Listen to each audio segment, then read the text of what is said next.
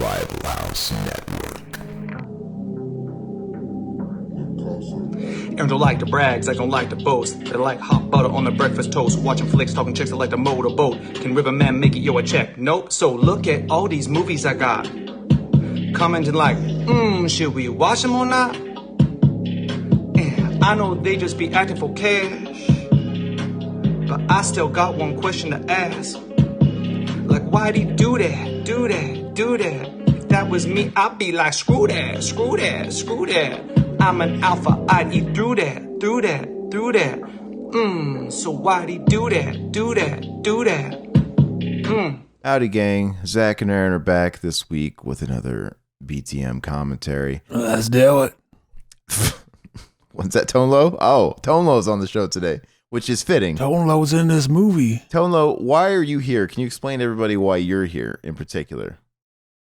Oh, he left. He said, let's do it, and he ran out the door. All right. I can't do a Tone Low voice very long. All you could do, is that what he says at the start of Funky, whatever that fucking song is? Mm-hmm. Something. Funky Mesadine. What is that song called? Funky Cold Medina. Cold Medina. What is a Cold Medina? I don't fucking know. I think I tried looking that up one night because I got oddly curious. But anyway, Tone Low should have stuck around because we're doing one of his only fucking few movies when he was getting work in that field for a couple of years. And we're doing Ace Ventura, Pet Detective, the first one. The inferior one. It's not the second one, which I think is funnier. But boy. But this is what's streaming on Netflix. We thought, hey, let's make something easy for everybody to follow along, if anybody actually does.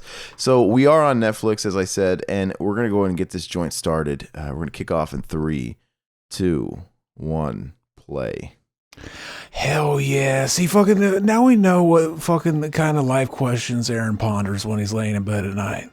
Like, I sit there, I have existential crisis. I wonder the whole point of living. He's sitting there, what's a Cold Medina? Fucking beta. It's true. I think about the weirdest shit. You know what I thought about yesterday? And I asked around, I was like, those people that are born with that freak third nipple, if women have that third nipple, does that third one also lactate? Hopefully. And then I think I was corrected. Somebody said, actually, I wouldn't think so because it's not actually connected to the actual breast, and it's just like a freak nipple. It's just skin. It's all aesthetic. I'm like, yeah, that's lame. That means you get dick out of the whole deal of having three nipples. You gotta get something out of it. Who knows? This is funny though. This is a great way to start the movie. Fucking odd boy sitting there. He's bringing a box to somebody. He's working for UPS and he's just fucking throwing the box around. That's funny. He's working for HDS and he's gonna swindle Tex Cobb. He's gonna get Tex Cobb's dog back. I guess he stole it from somebody. Hell yeah. Look at that. He's a fucking method actor. He gained some weight for the role. Randall Tex Cobb, man. I think he's most famous for me. Ernest Goes to Jail. Look at that. That's funny. Oh yeah. Fucking amazing. See, Jim Carrey, he was a great fucking physical actor. He was funny. Why can't I remember Udo Kier? It said Udo Kier. Who does he play in this movie? Is he in the hospital scene or something? The psych ward? I don't know. Maybe. He's probably like a doctor at the psych ward because I'm having a hard time picturing where he is. And this is one of the first DVDs I got back whenever I got a DVD player. I almost hit him with the head. Amazing. Fucking amazing. What? What were you laughing at? He threw the box over his fucking with his legs and they almost landed on his head. It's amazing. He's amazing. I remember seeing this movie for the first time. 311, greatest band ever. Wait, is he wearing a 311 shirt? That's the fucking numbers on the door. Fucking be perceptive, dude. Be perceptive. Dude, I hate 311. See, Riverman and I, we grew up in Omaha, and that's 311 town. Fucking betas. And they suck. And I feel like 311 fans, it's the same people that also like Chili Peppers, right? And Sublime. It's all that same kind of weird 90s alternative stoner group. And I'm just not really big into any of those bands. But 311 in particular, I find fucking annoying, man. All their songs. Would you text his Cobb? When your best song is a Cure song, you got problems. That wasn't their best song. Their best song was Down. Drink a lot of K, dum dum. Know that we will always be down, down. Greatest song ever. I remember what did I do? I think Or is it Come Original is the best song ever? I don't know. It's a sharp fucking tie between those two. I can't remember where or why, but I somehow acquired all of 311's discography up until like 1998, because this was in 98. And I don't like 311. I got them so I could, as trade bait. That's like fucking attracting AIDS in the fucking 80s. At some point, you could just get the whole discography from 311. Amazing. I think I traded some CDs to my neighbor who had all the 311 CDs, and he didn't like them. And I wanted those CDs because I traded them to some kids at school that really liked 311 for some CDs that I wanted. So, yeah. I remember. Look at that swindle. Fucking amazing. A Shih Tzu? Is that a Shih Tzu, or is that Holy like shit, he didn't actually gain that weight? I was fucking convinced. He had the dog in there. That might be like a Maltese or mix or something. But no, anyway, I remember exactly. I remember one of the CDs that I got from the trade. Well, I think I got from the 311 trade, I traded like Grassroots, the self-titled, and I think one more.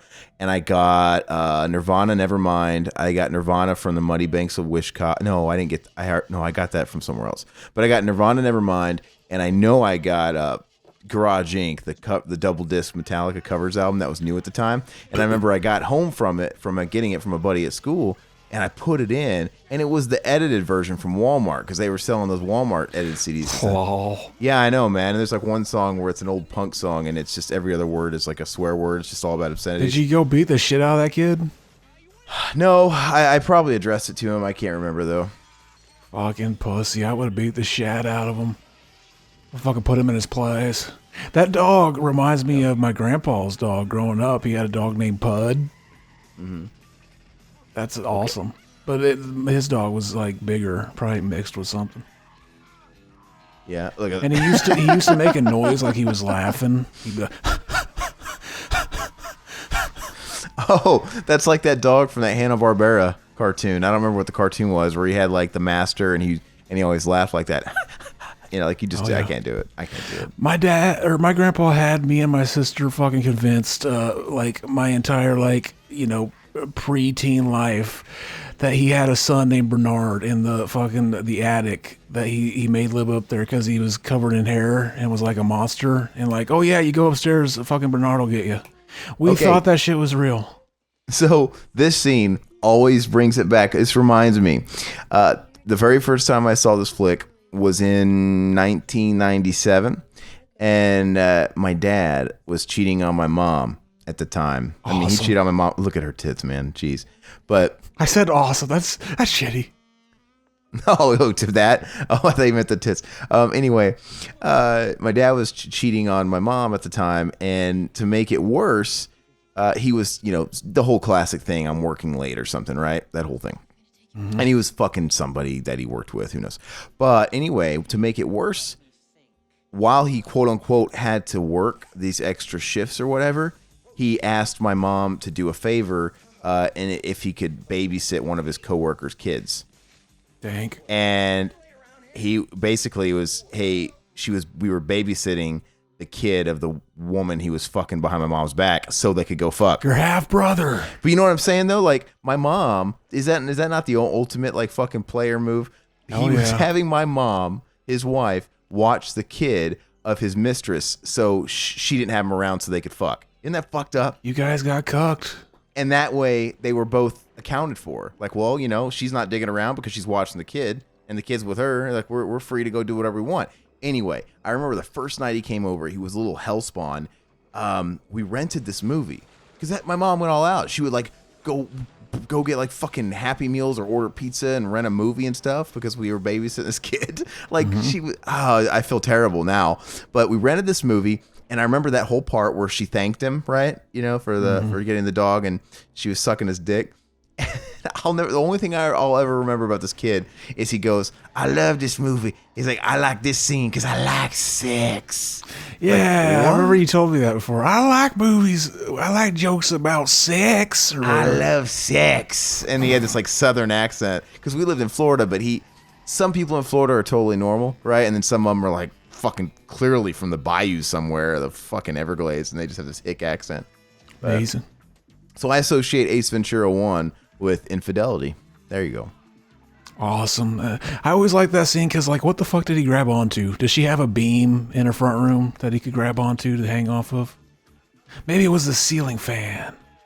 Genius. And I want to say I didn't really know what was going on as much, and this little fucker had to tell me. Like, I don't remember, though. Oh, he fucking laid it on you that you were being cucked by your dad? I can't... No. I don't know, but... Yes, Satan? Yeah, you recognize this guy. He's the fucking guy. Tuco. Yeah. Tuco. The wheelchair from Breaking Bad, right? That rings the bell? I'm pretty sure it's Tuco, his name. Yeah, well, he's in fucking the other show, too. Better Call Saul. Oh, Better Call Saul. I really like the newest season. I'm looking forward to the next one. The fucking... I can't decide which character I like better, the fucking Saul or his girlfriend in the show. They're both really good. So I didn't watch it past a couple episodes in the first season, but I have a question. Has it now officially gone longer than the original show? The next season will be this where they ended, and they haven't like came out and said it's the last season. But yeah, it might go on further. Wait, so is next season 6? I think so. Damn. Yeah. I think I just need to give it some more time to get into it, or maybe I wasn't in the right headspace. Probably not. See, he's signaling to the fucking the animals there. He's like letting them know, like, oh, so there's company here. You better hide. And I never got that when I was a kid. I don't think I've ever noticed that, but thank you for pointing it out. It's fucking genius. The fucking the keys. You got to jangle them a little bit. No one would suspect it. Is that a Freddy Krueger bust? Did you see that little head on his bookshelf? Look at that thing. It's maybe a little past it again, but it looked just like Freddy Krueger with a hat and everything. Yeah, I missed it. Yeah, it was right when he opened the door and you could see straight on. Let's see. You'll probably get a good shot when he's like, "Come to me," and he's got his arms out, because I think he'll be standing right in the middle of a. Let's see. I don't know what he fucking says. You just slammed the door in his face. It's funny though, because he's got a bag full of fucking pet food. Oh no, it looks more like a Humphrey Bogart or something. It's not Freddy, the otter. So. Hell yeah. I think the intro in the second movie is better than the intro in this one. I love that whole cliffhanger ripoff and the whole barfing in the bird's mouth and feeding the... The second movie is a league above its own. Like, people talk about what's the greatest sequel, The Godfather 2, fucking, people like me, we say Bill and Ted 2. So, there's got to be some people out there that recognize the fucking genius, the contrast between Pet Detective 1 and Pet Detective 2. And you get hit right in the feels when that raccoon dies. And is it a raccoon, yes. right? And it it's like, no, it's so great. The fucking, it's so cute. Like those things, they're always cute. Like, there was one trapped in my fucking attic, and I had to catch it, fucking release it in the fucking just in the middle of nowhere, and I didn't want to. I felt like Ace in that scene. I was thinking last night, and another movie that I think, I mean, it's super fucking close, and I don't know if I can definitively say it's better than the original, but I don't know. Like, a part of me wants to say Pet Sematary 2 for me is even a little, gets the nudge on the original just for nostalgia reasons. Not because it's I think the first one's probably, the first one I think is one of the best fucking, fucking King adaptation. Yeah. Yeah. Well, I mean, Pet Sematary 2, like I said, I'm not saying it's a better movie or anything like that, but just for nostalgia purposes and how quotable it is. And for me, it's a personal thing. I will say this, maybe it's more rewatchable for me than the first Pet Sematary, because it's a really easy watch. And, I was watching it with company last night and they were just shitting on it. And I'm like, it's one of those cases where it's like, oh, I love this fucking movie. I love this movie. You guys got to watch it. Did you punch them in their fucking beta face? And they were just shitting on the bad acting, which, by the way, I know Drew's acting is atrocious, but I don't care. The movie's fun. Was it your girlfriend? You gonna yes. dump her? Did you punch her in her fucking beta face? I was getting a little. See, I was hoping you said. I was like, did you punch her in her beta face? No, it was my girlfriend. And then I was just gonna be, did you punch her in her beta face? That would have been funny. Well, I was trying to avoid that. That's why I was keeping it anonymous. But yeah, she was shitting on it the whole time, and I'm like, they were picking it. It was getting picked apart.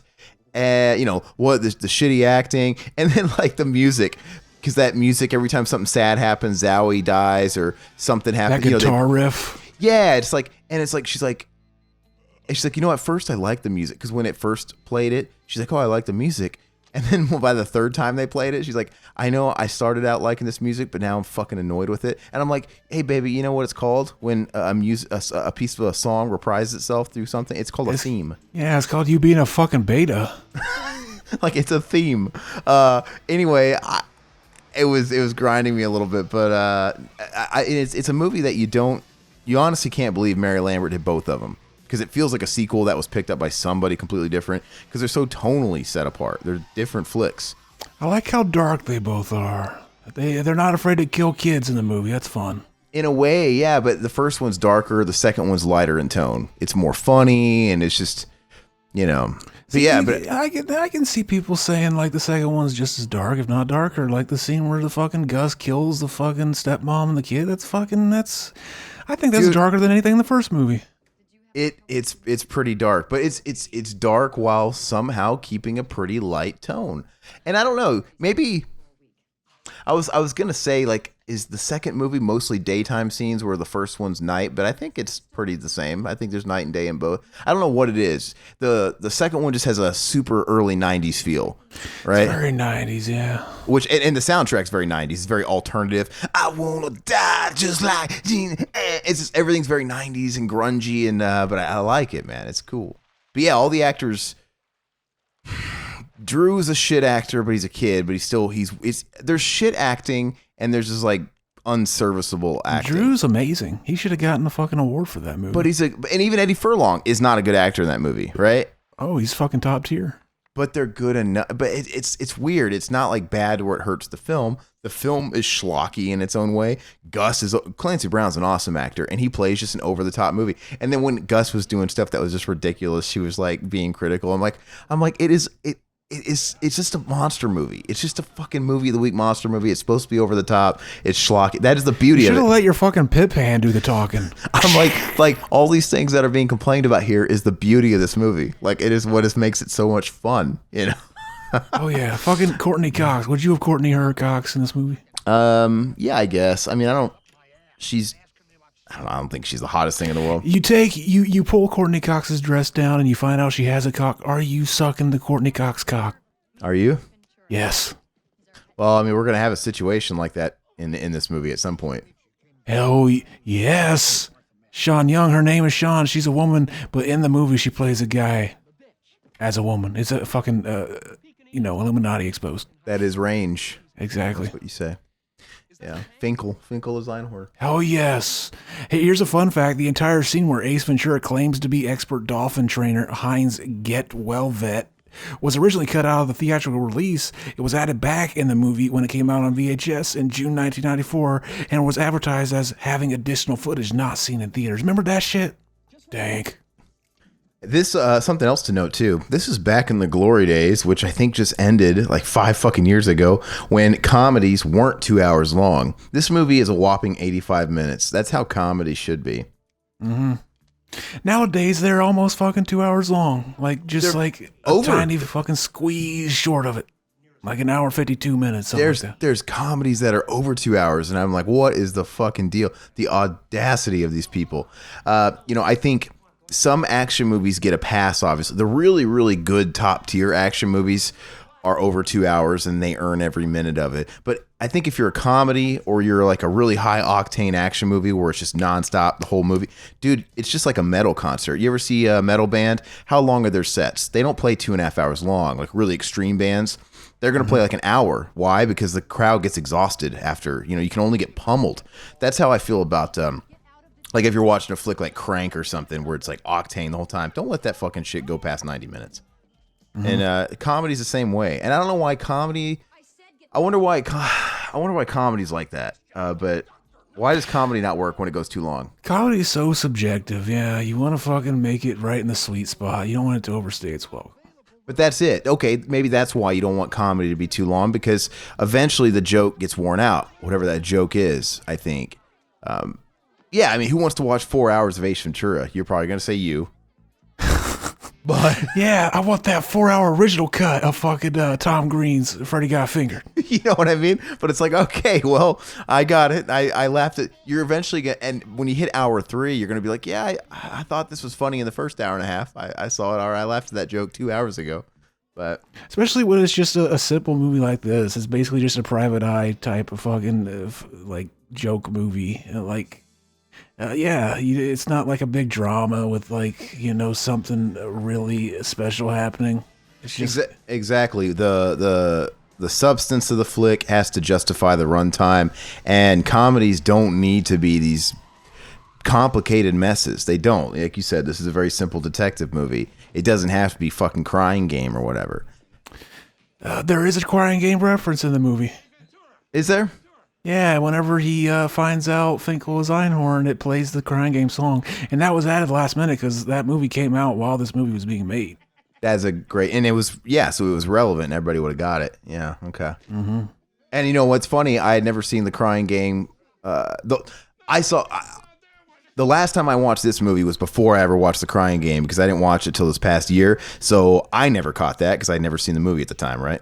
Mm-hmm. But I would, and that's cool because it's just one of those things I would catch new in the movie after fucking 30 years. Like, oh, okay, I get that reference now.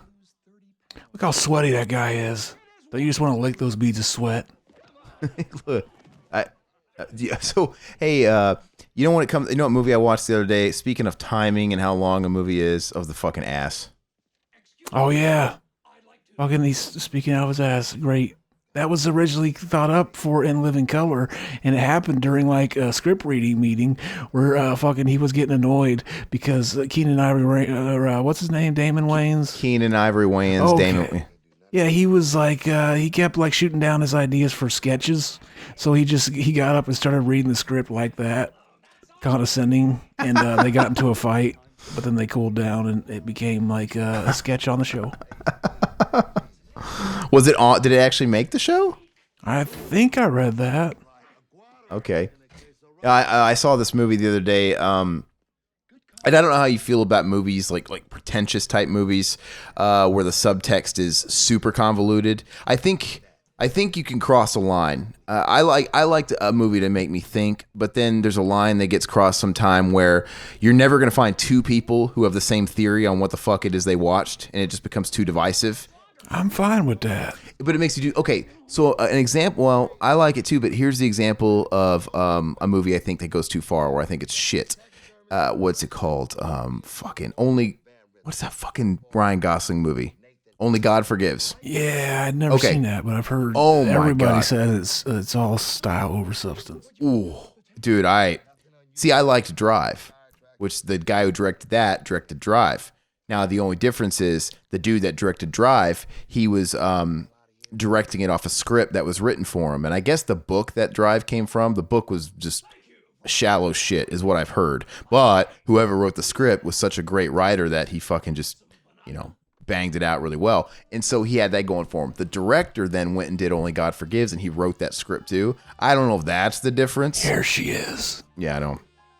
Because I like Drive. Drive hits the line just fine, where it's kind of artsy and whatever, but it doesn't go past any heads or anything. Only God Forgives is, in my opinion, fucking terrible. It's fucking terrible. But I watched a movie that I think barely straddled that line. It didn't go too far, but it was still good. And the reason why it was still good is because it was like a solid 90 minutes. And if it would have been 15 minutes longer, it would have hurt it dramatically. But it was that movie Enemy. You ever see that?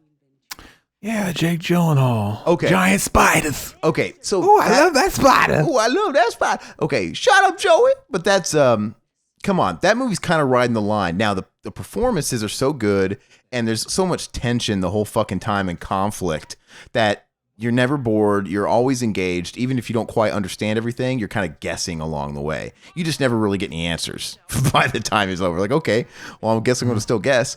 Like, the fucking spider. Like, what the fuck is the spider? I went online, and I'm like, okay, anybody else know what the spider is? There's nobody that really agrees on it. There's theories, but there's like a fucking million of them. But that's one of those, like, I don't know, really... I don't know. The director, I guess, maybe knows what that means, but I don't. I heard the spider was actually added at the last minute, or that wasn't in the book that they based Enemy off of. I'm like, why would you put a spider in there? It's so fucking confusing. But it did add something to the movie because it made you go, what the fuck is up with this fucking spider the whole time? Yeah, there was another shot of a giant spider that you might have like it just showed like an exterior shot of the town, and there's like just a fucking giant spider just standing there, and it looks like that famous statue. Like I've seen, like there's like a copper statue that looks just like that of a spider, like with long legs like that. They're playing. Well, no, that was more like a War of the Worlds thing. I thought it was like a War of the Worlds, like giant spider alien type thing. I don't know what the fuck it was, but yeah, I know what you're talking about. Hey, it's Cannibal Corpse playing Hammer Smash Face. Yeah, they fucking sold out. Fuck them. I got a date with your mother's. Commercial fucking band. Fuck them. I wonder if there were like fans of this really hardcore, like, yeah, fucking, I can't wait to see Ace Ventura. And then they show up, they're like, fuck them and fuck this movie. This is good though. This scene. This headbanging there. Yeah. Is it up there with comedies that always have these like rock scene, these concert scenes in movies are always funny on how they portray concerts and how they portray the crowds. Wayne's World. Yeah, you could actually hear what he said to the guy. Yeah, stuff like that. Wayne's World's like that too. I like to get by now. Like there's all kinds of shit going on in life. Like at a real concert, you gotta fucking yell right in their ear. Well, like that's every movie and show that has bars, like clubs and bars. It's like okay, no one's yelling. Mm-hmm. Like hey, Go ahead. Go ahead. Oh, I was gonna say this this gives me pause. This trivia. It says originally Ace was written to be I accidentally went to the wrong one. Its original concept in the pet detective character was a bumbling idiot until Jim Carrey was cast and his character was rewritten. They're implying that he's not a bumbling idiot in the movie. Yeah, I know. What is he supposed to be? Like he was even dumber before? Like fucking Jim Carrey came and smartened him up. Like he added like, 100 IQ points or something. I don't know if he's an idiot. He's like an absent. I don't know. He's not really an idiot. I mean, there's a method to his fucking madness or Yeah, like that scene later on where he has that observation that like, oh, that couldn't happen because this thing is fucking soundproof when you shut it. That's yeah. He's just a weirdo. Quirky doesn't equate to retardation. Oh yeah, it looks like the fucking guy from the X-Files that was always on the computer, and he was on that spin-off show, The Lone Gunman. Hey, so that's Udo Kier on the computer. Who does he play? Somebody they're researching. He's like, is he the guy with the dolphin? He must have kidnapped the dolphin or something. Oh, I thought you were talking about him right there. No, the billionaire. Like, he got weird looking for a while. Yeah. I would have fucked him in the movie though, if he had that long hair. Yeah, he's playing that billionaire. Yeah, he must be the one that has the dolphin, I guess. It's all that damn Dan Marino's fault. Originally, Ace wasn't written as an animal-related character, but more of a generic Sherlock Holmes parody. Screenwriter Jack Bernstein came up with the pet detective idea after watching David Letterman's sketch about pet owners. See, that would have been, basically this movie would have been like a remake of fucking the Pink Panther or something. It's just like a Clouseau. I remember laughing pretty hard at the Monopoly reference he makes. The Monopoly guy, do not pass go. Do not collect. That's in the second movie. Oh, is that the second one? Oh, they're going to a party and I was getting confused. Like, oh shit. Okay. He starts dancing with his fucking knocked out body. Okay, so that one's really funny. Okay, well, I almost gave an extra point to the first one for that, but one more point back to the sequel. Really? Okay, this is I have something in my teeth. Is that this one?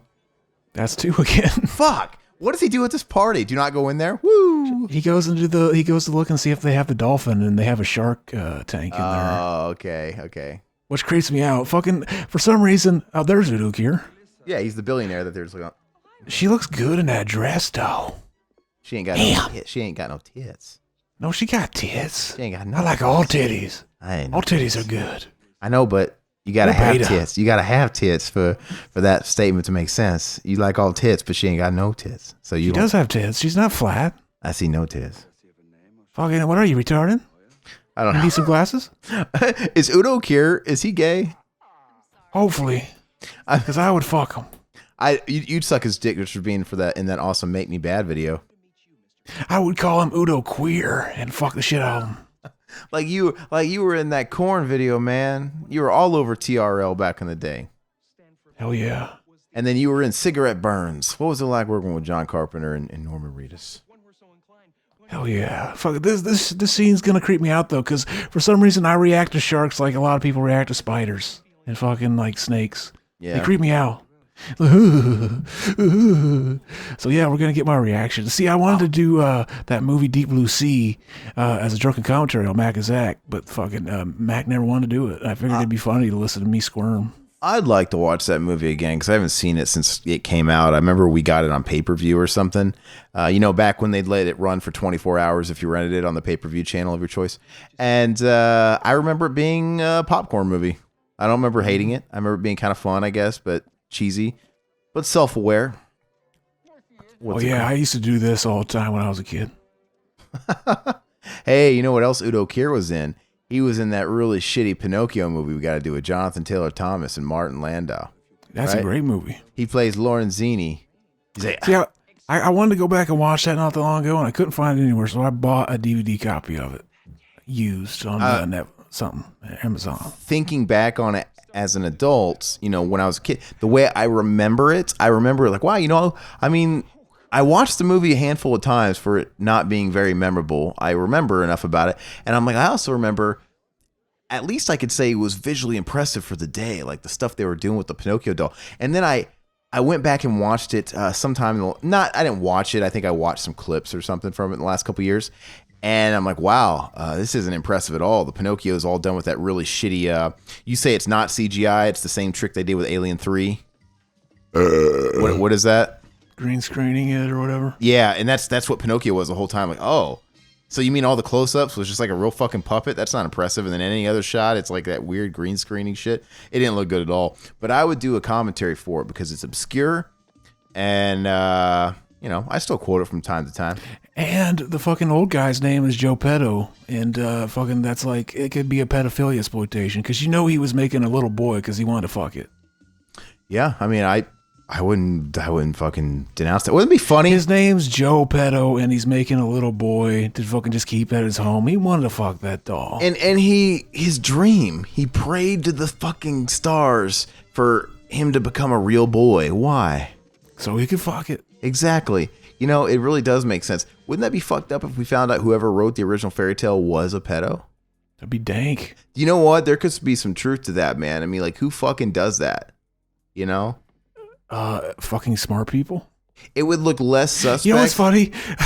My mom was watching like some TV show where there was like a pedophile on the show. It was like a Steve Wilkos kind of thing. And like, I'm so used to like the jokes I make on here that like, you forgot where you were. You forgot where you were for a second. I forgot where I was. My mom said something like, oh, what a sick bastard. And I'm like, how do you know? What if that's the smartest thing you could do? And she looked at me. That was one of those things that makes your parent like say your full name. Like, Zachary, don't even joke about that. Are you defending this guy?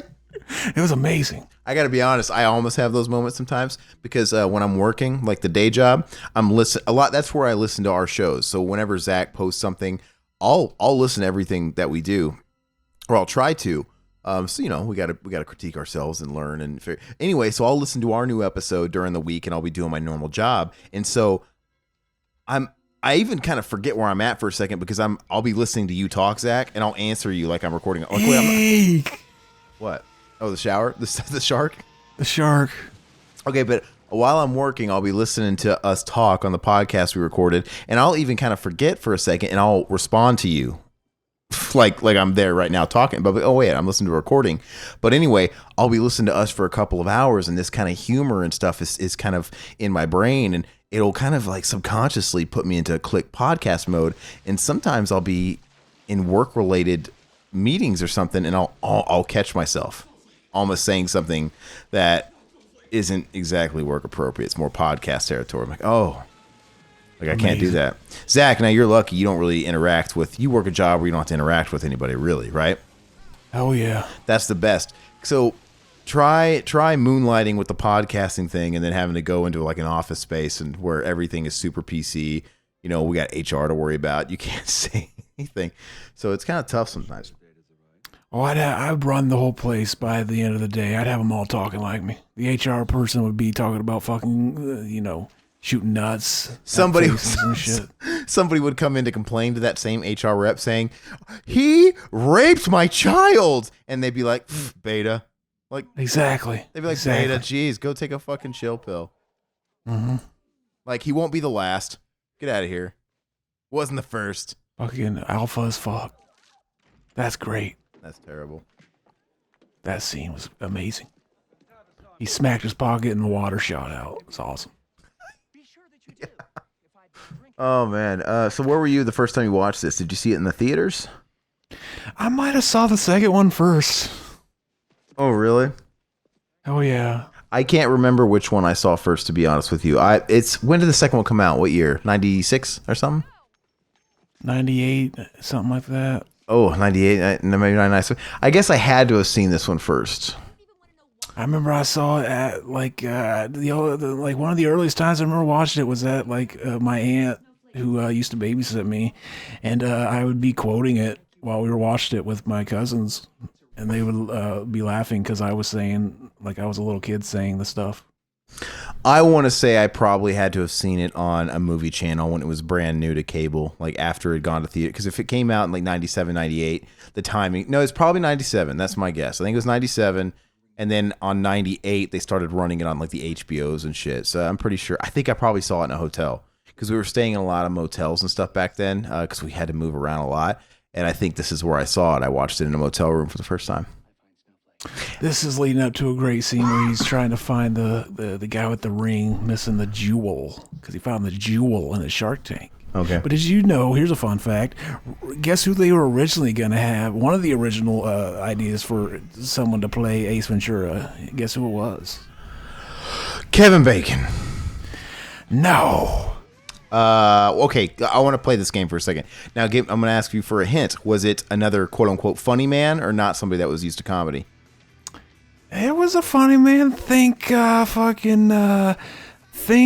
Ghostbusters. Oh, Bill Murray? Nope. Rick Moranis? It was Rick Moranis. Oh my goodness. I always like how he gets the guy to flip him off, and then the guy he has his finger up long enough for him to like grab the binoculars and look at it, see that the jewel is all there. But you know, Jim Carrey really was a cultural phenomenon. Like on my generation, he had quite an impact, and I didn't realize the impact he had. So I saw Dumb and Dumber. Fuck, when was it? I think I saw Dumb and Dumber for the first time. I saw Dumb and Dumber for the first time in 1995. So once again, probably about the time it was like new to rent, because my grandmother at the time would rent all the new movies. And this movie came out the same year as Dumb and Dumber, and the girl that played Swanson in Dumb and Dumber was going to be the Courtney Cox character, but she really didn't take the job, and they were in Dumb and Dumber together anyway. Okay. Well, that would have been weird if they were both in this movie. This is funny. Yeah. Well, so I saw Dumb and Dumber in like 95 when it was new to rent. And then, of course, I saw this not long after. And anyway, I remember when I saw Ace Ventura 2 in that hotel room, my dad was in and out of my life. But he was in our life during this time when we were staying in a motel. That was part of the reason why we were staying in a motel. I think we were traveling to go live with him or something. Anyway, after I had watched it, I remember he had gotten home or to the motel.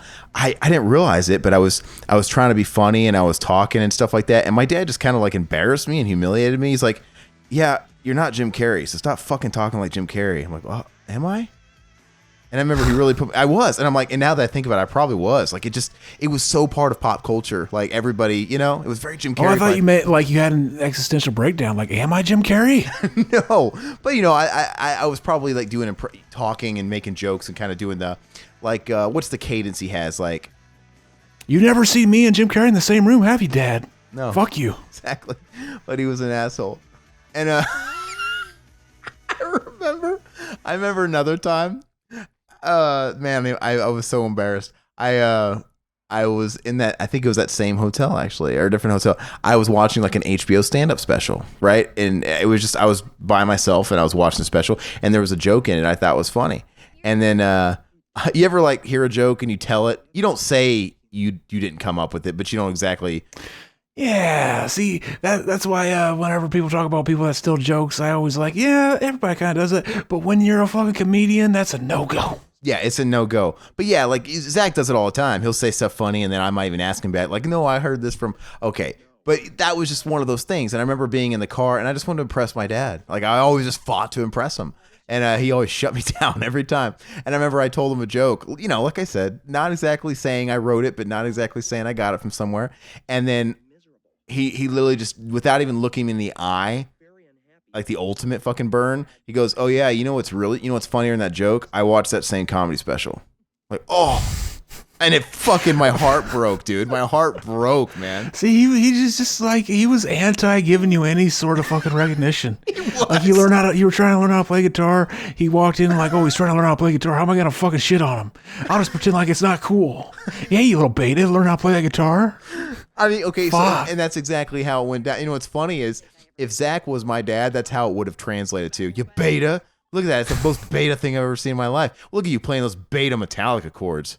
Because I was playing like a Metallica song. Fuck me. Yeah, but sorry. Oh, this is a great fun fact. Jennifer Aniston told a story about visiting Courtney Cox and bringing a copy of Ace Ventura to watch with her. Courtney refused to watch it. So then the next week, fucking Courtney Cox brought a fucking copy of Leprechaun. No, that didn't happen, but that would have been funny. Wait, so she brought it to heckle her? I don't know. They probably just like, let's watch it. And she's like, no. Why is it a heck? This movie's a smash hit. Like, don't tell me she was too good for this movie afterwards, like Jennifer Aniston was for Leprechaun, because this is obviously They always are. They always are. But this movie's at least a smash hit. Yeah, it's lowbrow comedy, but like it's not Leprechaun. I mean, yeah, she thought fucking Friends was just so much more, highbrow. The thing is I don't care who the fuck you are. I don't care if you end up being Tom Cruise. If you're an actor, your job is to act. Like there's no shame in taking work because that's your job. You're an actor. You take jobs. It's so like, I mean, there's no world-class famous plumbers. And if there was, at the end of the day, they would still be wrangling turds if they made $1 million doing it. You know what I mean? Yeah. Like I just don't understand this like pretentiousness that comes with being an actor. You know, you take the job. I mean, it's like negative 0.000000001% actors that get to pick and choose their roles. I can see an actor, like I even respect when an actor's like, oh yeah, I hate that movie. I hate my performance in there. But whenever they fucking like, oh yeah, I wish I never did it, or like, oh yeah, fucking don't talk about that movie. That's shitty. Like that's what I was saying on the last time we recorded, which was a Retro Rampage live stream. But I was praising someone like Eric Roberts, and then Zach was talking about how much he wants to fuck his daughter Emma Roberts. Exactly. But Eric Roberts is totally like that. He's the most chill guy. I love listening to interviews with him because he's so laid back and he loves life. And he's like, man, he doesn't give a shit. He's like, man, my goal in life is if I could spend every single day of my life on set, I would. So I take all my work. I take every work that gets handed to me. I tell my agent to say yes to everything. And you think he's got a big dick? I don't know. He's done really, really good movies. He's been nominated for Oscars, I think, twice back in the heyday. But the thing is and he was on Gilbert Gottfried's podcast, and Gilbert Gottfried was like taking a shit. He was going through all his movies and his filmography, and they're all having a laugh about it. And there was this one movie. It wasn't Sharknado. It was even worse. It was like Killer Squid. It was like another sci-fi. It was worse than Sharknado. And he was laughing. He's like, oh, yeah. Like the story behind that is, I got offered to do that shitty movie. And, of course I didn't. I probably had better things to do. But he's like, hey, we'll put up your whole family in the resort while you do it. It's like, all right, fine. If you do it for my whole family, I'll do a shitty movie. I don't care. And he's like, it was a vacation. He doesn't care. It's the coolest attitude in the world. And he's like, it's the key to my longevity. He's like, it's not about quality. It's quantity over quality when it comes to an actor. Stay in the game. Would you fuck Sean Young or not? She was attractive in her heyday. She kind of got drugged out or something. She started looking like a wreck later on. But yeah, she looks good in Blade Runner. She looks good here. I would Sean her Young. If I'm getting ready to fuck Sean Young, I'm getting ready to go down, and I see a dick, I'm probably sucking it. I never understood when I was a kid where he exposes her. What does it say? Hey, where'd you put Mr. Winky? And he turns her around. I'm like, why is there a dick growing out of her ass? Is that what happens? And I didn't realize she was probably just tucking, right? But oh yeah. But I'm like, what the fuck? See, wouldn't that be funny if you found out that he's just doing that? Like he's just like, to make it look like he knew what he was talking about. Yeah. And see, this whole movie's built on a lie. I wonder if they could have did it. Oh yeah.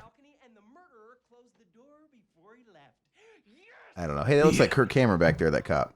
But it's not. Would you fuck him? No. I'd fuck him like that. So give me your top 3 Jim Carrey movies. Top 3. Truman Show. What? Really? Truman Show is the fucking bomb.com. Is that really number 1 for you?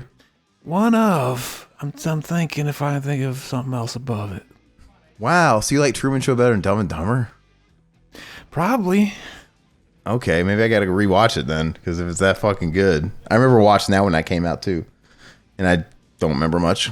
I remember as a kid thinking like that. Like, what if this is where they're all actors and we're all in the show? Remember after that movie came out, and I think it was a hit, Matthew McConaughey had a movie that was like totally ripping it off, like Joe TV. Ed TV. Ed TV. I watched that in the theater. And it was, I mean, I don't remember it, but wasn't it just, they at least copped the whole concept, right? Yeah, it was basically like fucking just reality show style. Like we're going to follow this guy around and just film him for like, every waking hour, every day. I don't remember anything about it, but I watched it in the theater. That's how I feel about a few movies. I remember I saw Flubber, that Robin Williams remake, and I don't remember much about it. Oh, you don't remember that fucking dank ass scene where he puts the flubber on the shoes and then the basketball players jump real high? The only thing I remember about that movie is me and my brother were going into a dollar theater because that's where we saw it. And we didn't, I think our mom just gave us a couple of bucks to see whatever we wanted. And I think there was a few different things playing within the same vicinity. And she's like, whatever, I'm going to pick you up in 3 hours. So just pick whatever the fuck you want because you might have to wait anyway.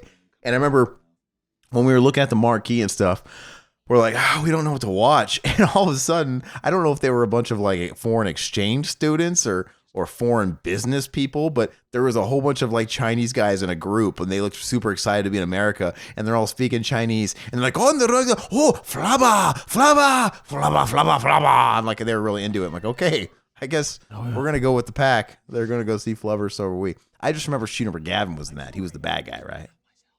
Fuck yes. And he had a robot that looked like a fucking floating GameCube or something. Okay. Not a GameCube, but one of those boom boxes that you could get back in like early 2000 from Walmart. I remember Marcia Gay Harden was in that, and she fucking like won an Oscars. She's one of those people, right, where you get nominated. For Flubber? No. She's one of those examples though where you win an Oscar or nominated for an Oscar, and it gives you like a serious career for like 2 years. And I don't remember what fucking movie it was, but right on the heels of that, she was in Flubber, and then she got like fucking The Mist, but then she has vanished, and she was in a bunch of shit for like a couple years. I don't remember what the thing was though she was in that was big. Okay, so I read a trivia saying that in the group photo, the guy who is playing Ray Finkel is Sean Young with a mustache and hair on. Really? That's what I don't know if it's this one or maybe a different one where they're in their uniforms. It might be when he goes to their house and sees the one in their uniforms. Okay, yeah, I want to keep an eye out for that because that's interesting. I never noticed, like, anytime I watched it, that she is actually playing him. You've seen that embarrassing, I don't know if it was Sally Jesse or if it was Phil Donahue, where she went on that show basically publicly campaigning and auditioning for Catwoman in Batman Returns. Yeah, Sean Young went crazy because she wanted to get a fucking role in the Batman movies. Tim Burton's original one, she was cast, but then couldn't do it. So then she wanted to come back and be in the second one, Batman Returns, and like she fucking she didn't get it, and she like went crazy. She went on a show dressed up as Catwoman. And I might be I might be filling in the rest of this lore incorrectly, but yeah. So she was cast in Burton's original Batman as Vicky Vale. Something happened. Like she got pregnant or I think she got injured.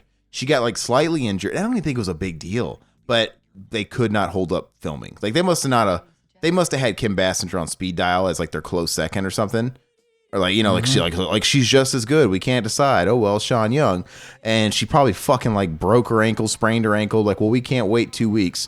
Fucking you're done. We'll just call. Oh, here's a fun fact. Apparently, while filming this scene, all those animals are chained down so they can't move. Wow. They were afraid they were afraid they'd all start attacking each other. That would have been a movie. That would have been great. What? That bird only chained down? Yeah, that was probably an insert shot or something. That's funny though, man. Look at that. How's that squirrel chained down? How's that dog? The squirrel isn't chained down. That's the only one. That's why they were afraid they'd start attacking the squirrel or something. That's pretty funny. But yeah, so anyway, she must have been bitter about not, just barely missing that Batman. Because when Batman came out, man, that was a game changer. There was no comic book movies besides Richard Donner's Superman.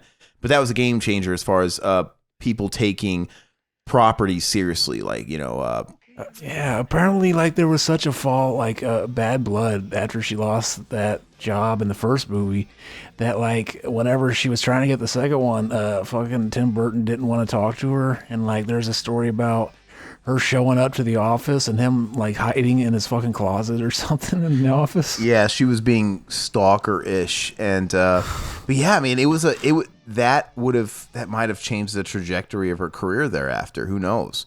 Because, like I said before, Batman '89, nobody was buying up every fucking comic book property or cartoon property or toy line property and making movies. It just wasn't a thing. And in fact, that's probably in a way also responsible for the decline in originality in Hollywood, because up until Batman '89, we were getting original movies, right?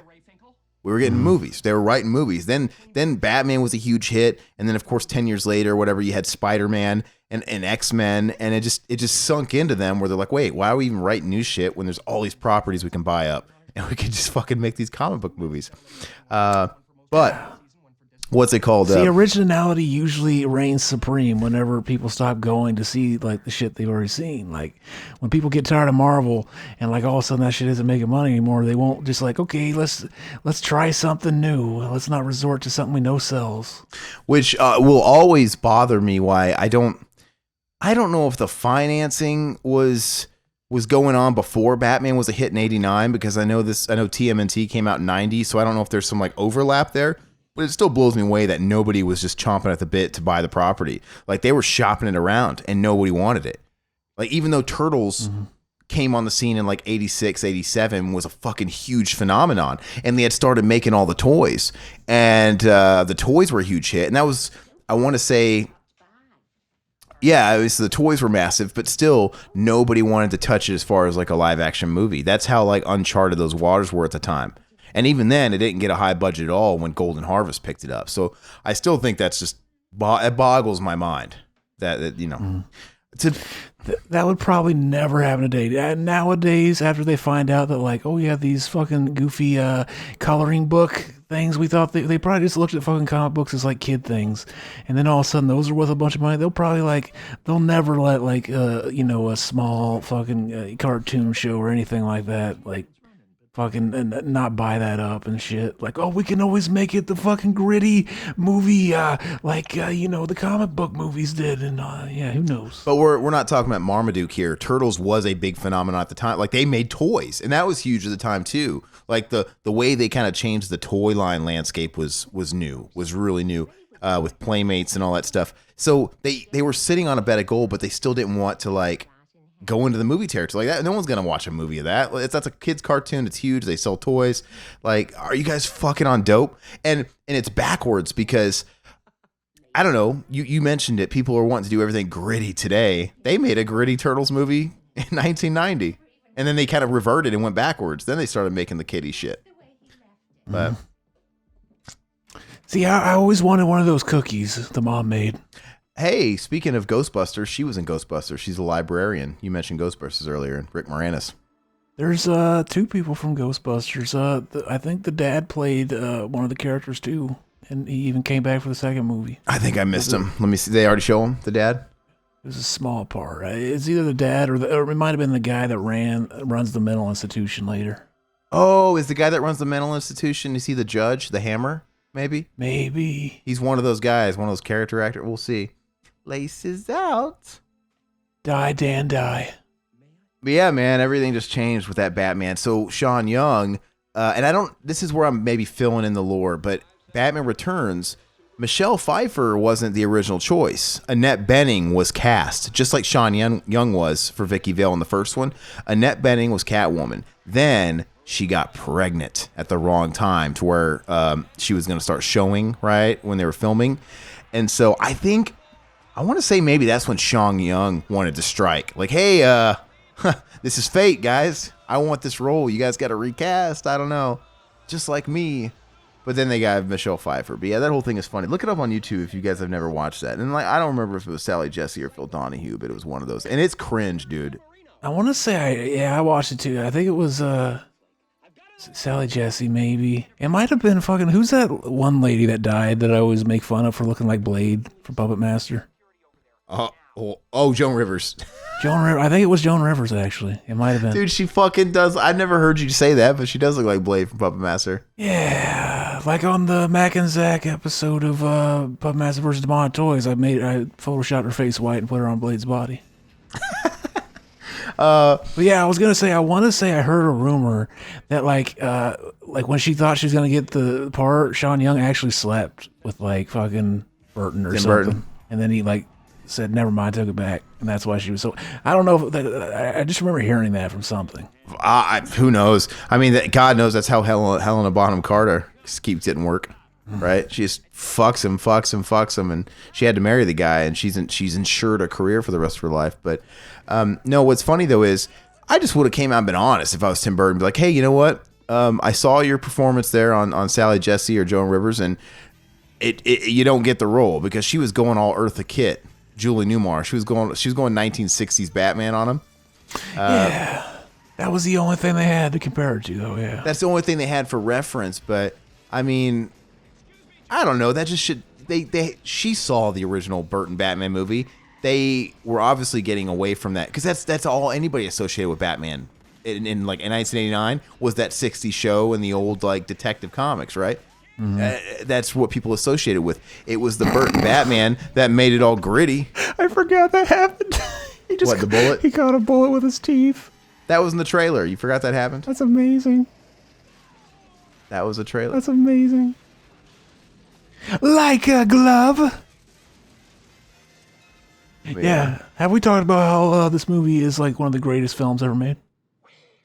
Oh, we didn't even say Like a Glove. That's in the second movie. Yeah.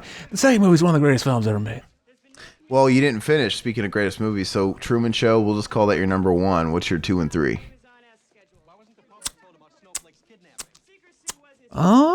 Ew. Sorry. Side note here. This movie came after that embarrassing fucking stunt on live TV for the Catwoman thing. So you're telling me somebody still gave her work? Hell yeah, I would. I'd be like, I kind of want to fuck Sean Young still.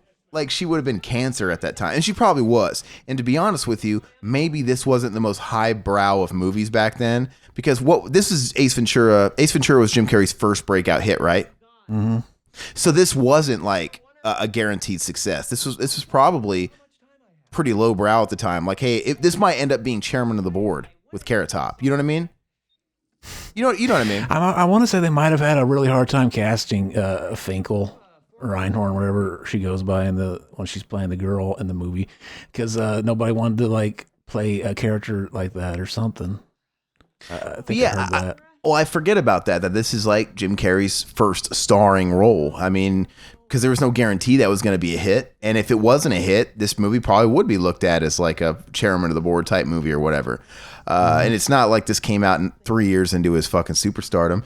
Yeah, there probably was people reluctant to take the role. Courtney Cox might have even been reluctant, or maybe that's why she was embarrassed. Because maybe, I don't know, maybe she was getting embarrassed with it, and Jennifer Aniston was bringing that tape over like within a year after it came out, and not like fucking 4 years after when he was just this megastar. I don't know. Other people they thought of to play Ace originally was let me look, Judd Nelson and Alan Rickman. Ooh, Judd Nelson, man, he could have used the work in fucking the mid-90s, that's for sure. Imagine Alan Rickman, Mr. Potter. Yeah, let me see, like a glove.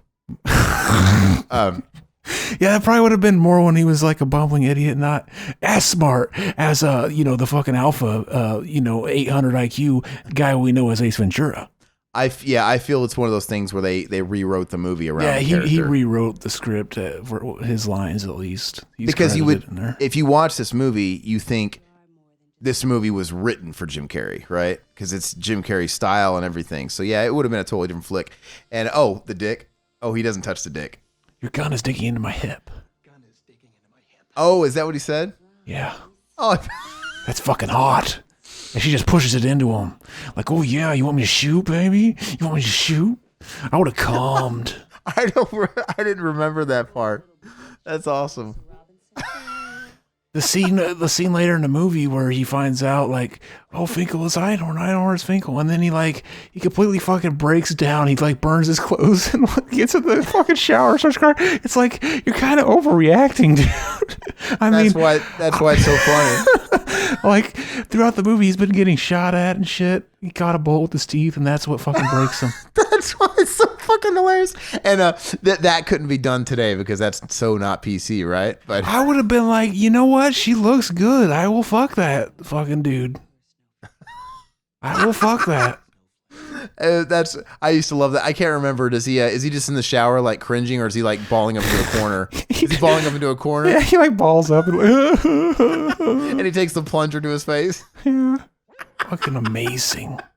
That's He's fucking like, Ace he's Ventura. like, only the pure fucking taste of shit will wash this out of my mouth. Here's the plunger. And then he's like chewing a bunch of gum. It's like his mouth's all full, and he goes, "Your gun is digging into my hip." And then he makes a goofy face. That's amazing. He says that? He like reprises that in his head? Yeah. Oh, that's actually, I can't believe they actually, I think it works better that he doesn't bring that up, because then you have moments like I had, like, oh, that's what it means. That's funny. Oh, it's funny either way. No, that guy just looks like the judge. He's got a similar haircut, but that's not him. Somebody was saying, I think I read it's the same. There's Wait, two people hold on. from Ghostbusters in the movie. Hold on. Let me look at this guy again. But where do I know that guy? Where the fuck? Oh, is that the fucking... is that the construction worker that was on trial in court? They must have put it there. I don't know. You said that like fucking you were in New York. They must have put it there. But yeah, they like fucking. I always laugh. That's not him. That's not him either, though. God, but I know that guy. It said he was in 1 and 2. Well, reprised his role in 2. Let's see that in instant replay. Yeah, I'm actually looking up on IMDb because it's driving me crazy. I want to find out who this guy is. IMDb. So are we gonna do an Ace exploitation and do that Son of Ace, that Son of Ace Ventura movie, the fat Ace kid? Jr.? No, that's all right. Oh, we gotta do it, baby. We did fucking Problem Child 3. We got to do Ace Jr. Let me see. I'm going to find out who this guy is. At one point, the producers considered making Ace female, being named Alice instead, and with Whoopi Goldberg as their preferred choice. Oh, wait a second. That's not the mayor, is it? Yeah, I can't fucking picture him. Let me see. It looks like him, but it doesn't really look like him. Yeah, it is him. He's just a little older. Okay. Hold on. I'm just looking at his eyes and I can tell. I'm going to look at his filmography. Oh, here's a fun fact. At one point, this was considered as a vehicle for Rob Schneider. Oh, see, I could see that. I can unfortunately see that. That's fucking crazy. See, Illuminati exposed. Jim Carrey is an anti-vaxxer. Rob Schneider is an anti-vaxxer. What did they find out on the set working on the behind the scenes of Ace Ventura? I gotta know. Yeah. They found they saw the secrets. It's official. That is the mayor. I don't know why I didn't recognize him right away. I like when he slams his head down. Oh. I remember I tried to do that as a kid. Like I'd always pussy out though before I actually smashed it like as hard as I could. Yeah. And then I never got a laugh. People just thought I was retarded. Yeah, it's pretty funny. I do it in my bed sometimes because it's funny. I'll just like turn into a fucking wood board. Fucking John Ritter did like a similar thing when he was like on a couple episodes of Three's Company. Like the stupid character in the show, Chrissy, she would explain something that's just like really stupid, and he'd be like, "I actually understood that," and then like he'd let his fucking head drop, body collapse. Yeah, yeah, that's funny. Amazing. What was I saying before we started getting off on that tangent? We've been going all kinds of places. Talking about Ghostbusters. Yeah, talking about Ghostbusters. The guy. So stupid. Oh my gosh. But yeah, man. What's the rest of them after Truman Show to finish that? I need to look at his IMDb. I'll do that real quick. I think I can easily say Dumb and Dumber is number one, and I still think if they possibly would have followed up Dumb and Dumber with a sequel like they did with Ace 2, like a lot sooner, within just a few years, it might have been better. Oh, Dumb and Dumber 2 is my favorite. And I don't know why I'm saying it. It might have been a train wreck as well, but I think I'm inclined to think it would have still been better just because it would have still been in the same era. That helps, right? It still would have been a 90s movie. It would have had a similar vibe. And the Farrellys were prime. Jim Carrey was in his prime. I just don't see how it wouldn't have been better than what we got like fucking 4 or 5 years ago. This is funny when he tries to hide in the box. Oh yeah, I still haven't seen that movie, The Bad Batch, which apparently has Jim Carrey and DeReeves in it. Oh, okay. I haven't seen that either. Eternal Sunshine. I watched that once, and I'm like, I don't get what the fuss is about.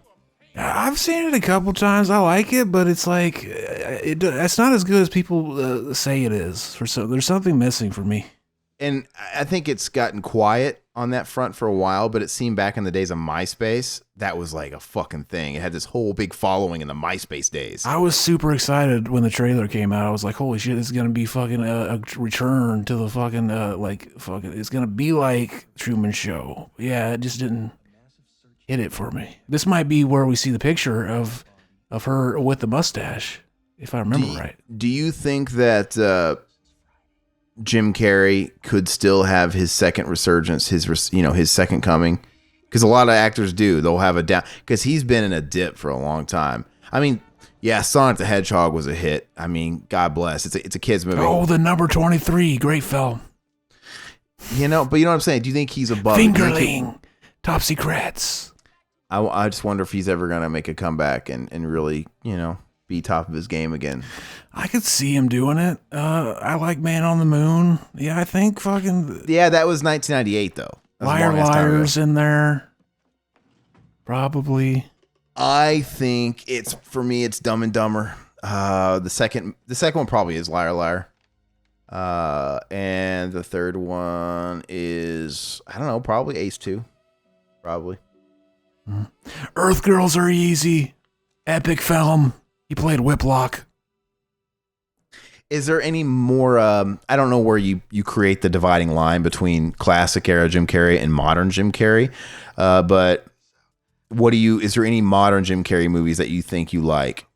Like maybe, I think the place to divide it is Bruce Almighty. To me, that's like the start of modern Carrey.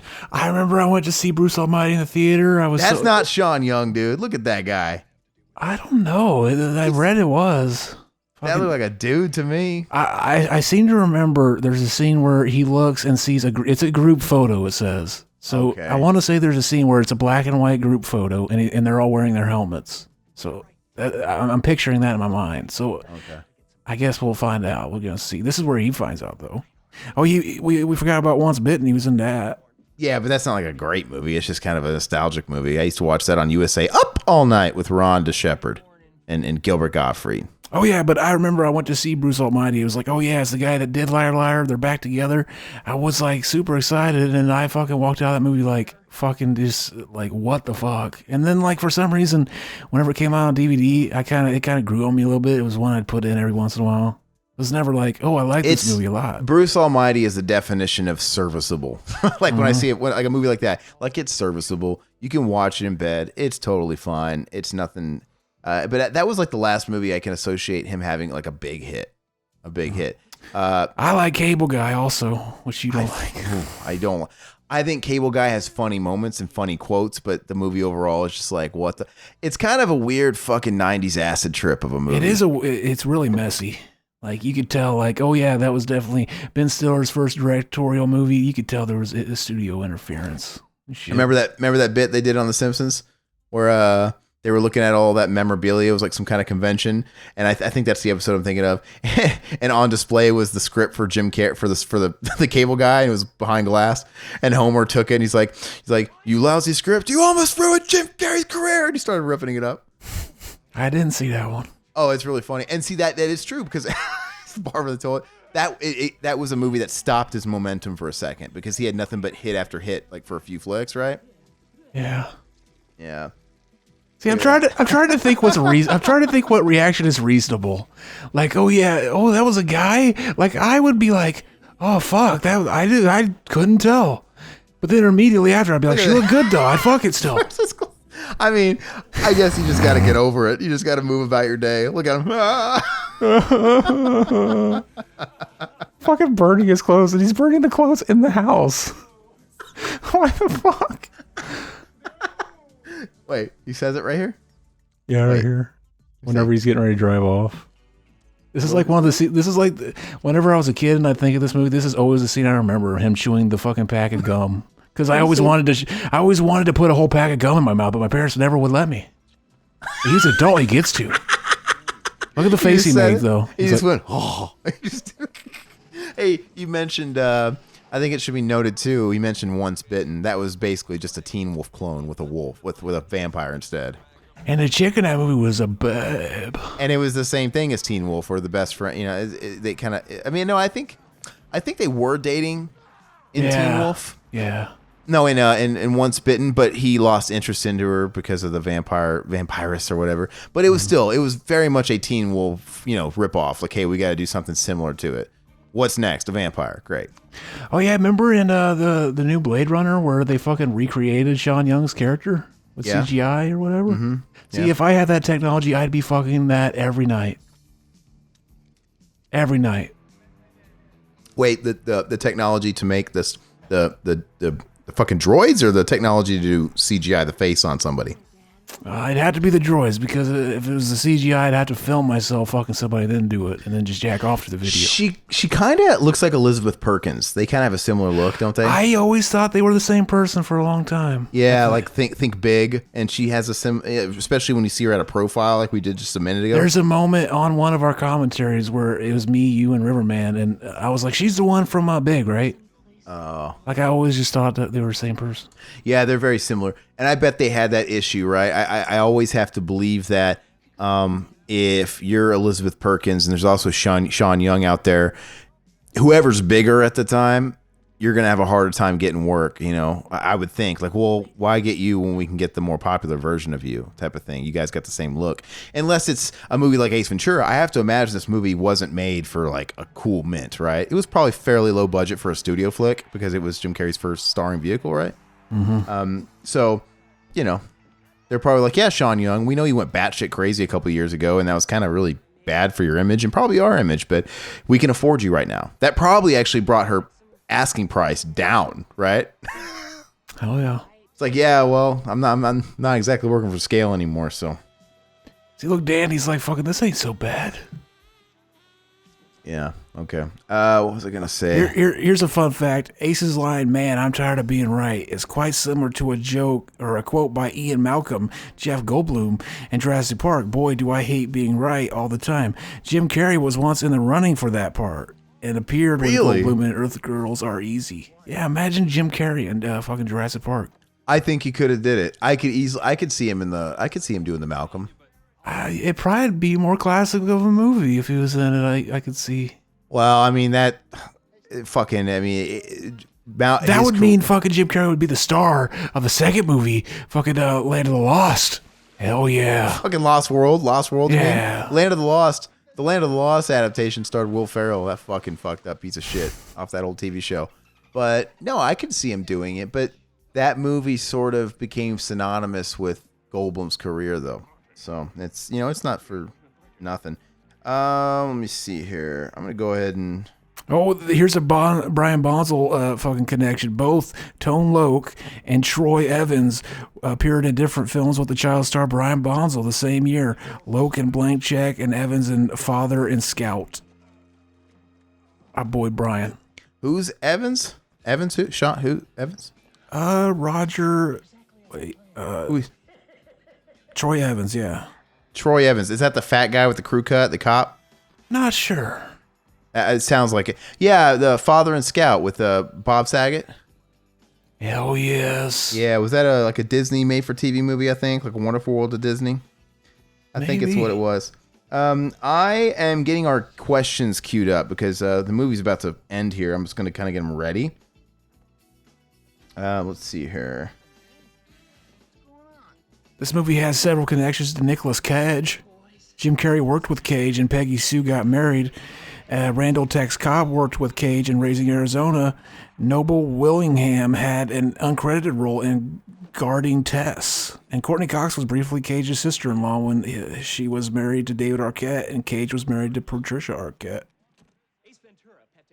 Let's see. The fucking Cage, he rules. I am fucking trying to figure out.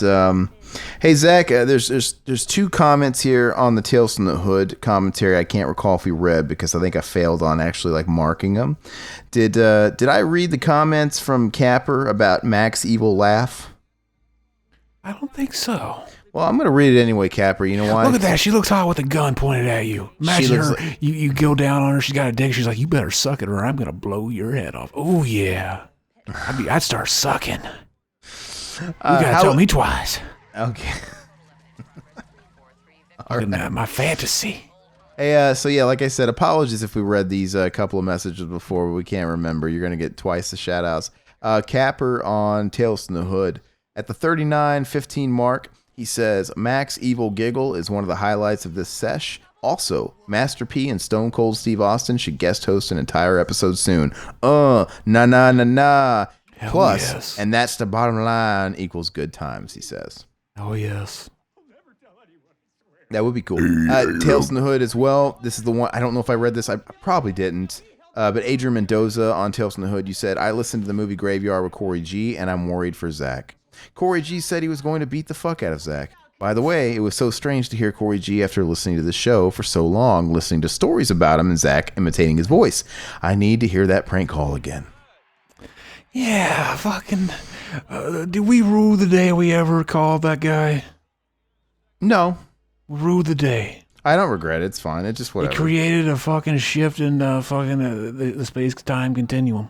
Yeah, we created a tear in the time paradox, and I don't know. There's probably like an alternate reality now somewhere where Zach and fucking Corey G are one and the same, or Corey G never left our podcast, and he's actually a stand-up guy. We started our podcast of our own. The two Coreys. Oh my gosh. The rape of two Coreys, and you guys just lament about the time you were diddled. Yeah, on that Exploited Cinema, fucking the duty, he said something like, oh yeah, there's a sequel coming out, The Rape of Three Coreys. Fucking Corey Haim, Corey Feldman, and Corey G. I don't remember if that made the episode or if that was after we were done. Oh, I did not hear that, so I don't think it did. Damn. No, that would have been so fucking funny, man. Yeah, I don't think that made the cut. You're talking about the Kingdom of the Spiders. Yeah, after the episode ended, we went on and talked for like another 2 hours. Damn, man. Well, unrecorded. Is it still? Do you have that archival footage just in case it ever gets cleared to put something out? I don't know. I don't know. I feel like there's a lot of gold that happens when we're done with the podcast sometimes, and I wish, we can keep that and then maybe someday compile like just a collage, a montage of just funny shit, or use it as like little sound bites, kind of like how you guys do the whole put them in the fucking coffin, right? You guys have that on Mac and Zach, just little things. It was actually Newt's idea for the thumbnail that ended up being the thumbnail for that episode. He just said it, and I was like, oh, I hope that's in the episode so everybody gets it, but it wasn't. So they're probably like, what the fucking thumbnail? Remind me of the thumbnail. It shows fucking William Shatner without his fucking hairpiece, and the spider's wearing his hairpiece instead. Okay. Amazing. All right, so let's see here. But yeah, man, it is what it is. Hopefully Corey G's doing well, but it was a fucking joke, man. I mean, whatever. All right, I'm not gonna read that. I got commented on an old interview I did with Phil Anselmo. I'll just do it. His one interview. He loves Italian horror films, Dario Gennaro and such. LOL. He claims his favorite Italian horror movie makes absolutely no sense, but he loves it so much. Yeah, I think I remember him saying that in the interview. Most Italian horror films don't make sense, and they go for that. And I don't remember if it was House by... I don't remember which Argento... No, that's not... That's Fulci. I don't remember Probably which Argento. The Beyond or something. Yeah, and I think I remember him saying something like that. Like, I love the movie. It makes no sense, but I love it. All right. Asshat Podcast on... Sorry. You guys got a few comments for Exploited Cinema. I'll just... Am I saving those? Are you going to read those on your own time? You guys going to do another Exploited Cinema? We plan on it whenever he gets the wild hair, babe. Okay, so I'm going to leave these just for those. So you're going to have a nice stockpile. Leprechaun 3, we got a comment from Victorino, Leonca, Acampo, and it just says basura. And I translated basura, and it translates into garbage in English. So, fuck you. Fuck you, Look at them tits, though. Look at them tits. Oh, when he I just want to curl up inside of them. Wait, Mr. Winky. Wait, look at her. Why is she acting like that? Like, Because she's just shuffled. She doesn't know what's going on. She's like, this isn't happening to me. They're all going to laugh at you. It's like a fucking Carrie situation. Yeah, look, she looks like she's tucking. See her legs? Oh, yes. See, fucking... I did it. She's convulsing. Oh, wait. I gotta see this part. Why is Dan Marino the only one that can see it? There's a whole bunch of other people with even better. There's other people with a better view. They're not paying attention. How would nobody pay attention to this? I gotta see this. Hold on. Maybe they think she shat her pants.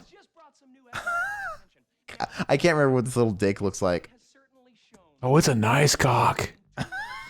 Look at the look on her face. Look at her. She looks fucking hot when she doesn't know what's going on. I just smack her and like she's just wondering what's happening. Wait, Mr. Winky. Oh. See, I think those are hemorrhoids. Look at that. Look, everybody. Like, does that mean she made out with everybody? Hell yes. That's the joke. He's washing his fucking mouth like fuck. The fucking even the dolphins freaking out. That's so funny, man. Whoa. Wait. All right, so Basura, man. Victorino. I mean, I don't know. That's your opinion, man. But you were probably trying to watch the movie, which makes no sense because it says it's a commentary for Leprechaun 3. And in which case you're a fucking retard. Yeah, I mean, I don't know, man. Fucking, you can't please everybody. Well, see, I feel bad saying retard. I shouldn't say that. Like, I'm gonna get canceled someday. Like, I'm gonna be running for president. And fucking, they're gonna be like, he said retard. I should start saying something else like potato head. Like, Continuing. Oh yeah, you're a potato head. Oh, I had this boss that was kind of slow himself. It felt like we hired this guy at the hospital I used to work at, and he was, because we were equal opportunity employers. We hired this one guy that was really like mentally challenged. He was super slow, and he was not competent enough to get his job done. And my boss had no patience, and he was this like Southern black guy, and he was really funny. He like, oh, Vaughn, he a beanhead. He a beanhead. That's fucking, that's a mean guy. That's mean. And he wasn't even that. He a beanhead. See, if he would have said he's a potato head, it wouldn't have been so mean. Potato head, Mr. Potato Head. Mr. Potato Head's cool. Continuing the hate mail trend, on our Encino Man commentary, listener by the name of Jason Cutshaw says, "This is awful, pure awful." Okay. Hell yes. All we got is awful. I mean, yeah. I mean, there's more where that came from, baby. Yeah. Let's see here. Let's see. See, was it in the contract of all these guys? Like, every fucking Adam Sandler movie ends with him getting the girl. Like, can you think of one Adam Sandler movie where he doesn't kiss the babe at the end? Fucking Veronica Vaughn, fucking Happy Gilmore. Both those movies end with him kissing them, too. I think that's the final shot. Maybe not Happy Gilmore, actually. Yeah, fucking Waterboy. Yeah, I don't know. Fun comment on blank check commentary. I don't know what that fucking means. It's not a language. Fucking hell yeah. I mean, I don't know. Let's see. Mike Patton talks Nightmare on Elm Street, the Scream Queens documentary. When I interviewed him back, Crypticon. That finally came out. Oh, this is great too. When he just punches him. Yeah, I heard about that it finally came out. Did you watch it? I think it's streaming, isn't it? I want to see it. I haven't seen where it's streaming yet. Listener by the name of, viewer in this case, Ryan Ortega, he says, "Oh my God, Scream Queen. It's such a great title, and that's ultimately the title they went with. He's a legend." Yeah, man, that was a really fun interview, and he was a super, super nice guy. And when I see that interview, when I just scroll past it, I fucking kind of get sick to my stomach, because all it does is remind me of all the other interviews we had from that weekend that Riverman lost. Because he... wasn't backing him. He wasn't backing him up when I was asking him to. I was asking him to send me the copies at least, and then he didn't, and then his fucking computer crashed, his hard drive crashed, and he lost him. That's what happens when you trust the Riverman with all your data. He falls asleep in the fucking by the river, and it fucking gets washed away. Fuck. Well, and I had an interview with God, what's her fucking name, man, from Part 4, the sister, the main chick, Lisa Wilcox. And hers, I remember hers being just as cool of an interview. Her interview was actually more informative. We stayed more on the actual movies that she was in, right? And I remember being really cool, and I fucking hate that it was gone, but oh well, it is what it is. It's telling me to watch Dead Like Me next, and it's got fucking hot-ass Velma from Scooby-Doo. Yeah, it showed me the same thing, and it had Christina Applegate in there too. Yeah. Anyway, it says second season now available. I'm like, I never even heard of a first season. Isn't it funny? Like, oh, there's just so much new shit. They suck at advertising. Hold on, Oliver close off on now. The next couple comments come from the Fanatic, which I'm really shocked you didn't somehow implement Fred Durst in that thumbnail. But He is in the thumbnail. Is he? Oh wait, no, it's Travolta and the Diane word girl. Yeah, which it's funny too. You never seen Zev so fresh with that fucking thumbnail. All right, on the Fanatic commentary, Oliver Closeoff says, I voted for Trump, Zach, and will do so again. Sucker. Aaron hasn't gotten his Trump bucks yet because he's rolling in dough. The higher income people will be last to get it. It may take 5 months to get it. Hey, man. That's not true, is it? Well, I thought people that got it first got it because they had their file on the IRS. On the well, records. I don't. He might have something there. See, I think he's doing that thing that the Trumpies always do. They always fucking defend Daddy Trump. See, I hope whenever I run for president on the Communist Party, whenever I say something wrong, there's a bunch of fucking people simping for me. Like, oh, gotta go fucking defend Daddy. Yeah, that's what I long for. I'm not rolling in dough, but but yeah, I think there's something to that. I think maybe they were kind of pushing out certain people first, and going in sort of an order. You just want to believe it because it's the easiest way to make sense out of it. I wasn't hurting for it. Like, it's probably right? I mean, I did finally get it, by the way, but like just recently. But yeah, it's like maybe it is accurate. I think they're going out of the way to make sure he fucks over the people that voted for him. I think. Well, who was it? Was it you or is it Mac that said that? Isn't that fucked up? The only guy on this podcast that voted for him hasn't gotten his money. Fucking poetic justice. Yeah, it's just one of those things though, and I'm cool with that, man. Like I really didn't need it, but yeah, so it's like the people who needed it probably got it first, and that's cool. But I will say the fucking corporations. It was still appreciated, man, because even someone like me who was still working during the I've been working the whole time. My job didn't stop, which is great. That's a blessing. But the whole quarantine shit has cost me more money. So, I mean, like, the money I got back from the Trump stimulus thing, it just sort of made up all the extra expenses I had to pay for during this shit, It is whatever. No one's rich off that shit, man. Like, they're already talking about another round of $1,200 checks or whatever it is. I'm like, honestly, that's not enough. I think the majority of the people that it's really affecting are going to be in a good $10,000 debt by the time the fucking year has taken its toll, and your $2,400 or whatever they want to give you is nothing to wipe their ass with. Yeah, apparently most of the people protesting the stay-at-home order are people that need to go back to work. So you think instead of being like, yeah, you guys, you fucking fight the power, it'd be like, yeah, guys, go home. I'm going to give you more fucking yang bucks. Yeah. So it is what it is. I'm really looking forward to seeing what unfolds, man, in the next year. Because as of this recording, Arizona lifted its stay-at-home ban just a couple days ago, like most of the country is starting to do or has done. And they're kind of doing it just at a pure... We got to get the economy moving again. It's not so much about people we must make red line on Dow Jones go back up. Well, yeah, it's not about people getting sick. I think people are going to get sick no matter what. It's all about just not so many people getting sick to where they're flooding the hospitals. It was always about the hospitals, right? Being able to accommodate for the traffic. So that's what they're saying, flatten the curve. It's like, oh, yeah, 90% of people are probably going to get it, but it's just a matter of don't get it all at the same time where it fucking overwhelms fucking hospitals. Because, yeah, I mean, if people don't get it all at the same time and we just kind of, everybody goes through it in waves, I don't think people are going to die, really, right? I mean, most people probably won't. Most people will probably be able to get care and get taken care of. I would think. I don't fucking know. But, there's a lot of specialists that are predicting that we're going to get round 2 in the fall and it's going to be worse. And these are all just theories, but it could happen. I mean, this is already proven to be very unpredictable. Like, who fucking predicted any of this shit was going to happen? Yeah.